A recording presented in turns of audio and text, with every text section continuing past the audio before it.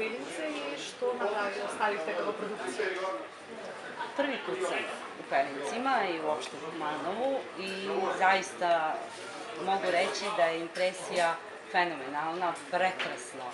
I svaki put kad me ponovo budu pozvali, rado ću se odazvati, imam osjećaj da sam došla kući.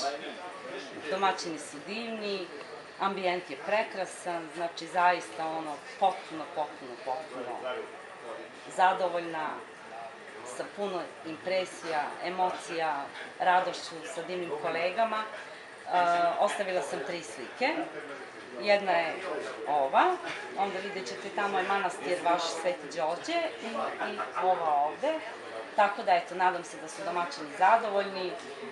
Sve je proteklo u najljepšem mogućem redu, kolege su divne, znači zaista onako jedna potpuna slika, ugođaj prelep, onda ovde Pelinci su zaista nešto posebno, druženje je bilo sjajno, svi smo bili onako umetnički nadareni u nekakvom pozitivnom smislu, puno je radova ostalo, nadam se da će domaćini biti potpuno negde zadovoljni s nama kao što smo mislili. Koliko je ovaj lokalitet inspirativen, koliko je pogodan za slikanje? Pa vrlo je pogodan, s obzirom da je Pčinja tu, pa naravno sam ambijent prirode, tišine, znači usluge, zaista potpuno smo u jednom kontekstu izolovani od nekakvog sveta, upućeni smo jedni na druge, upućeni smo zaista na jednu prekrasnu prirodu koja ne može da bude neinspirativna, zaista.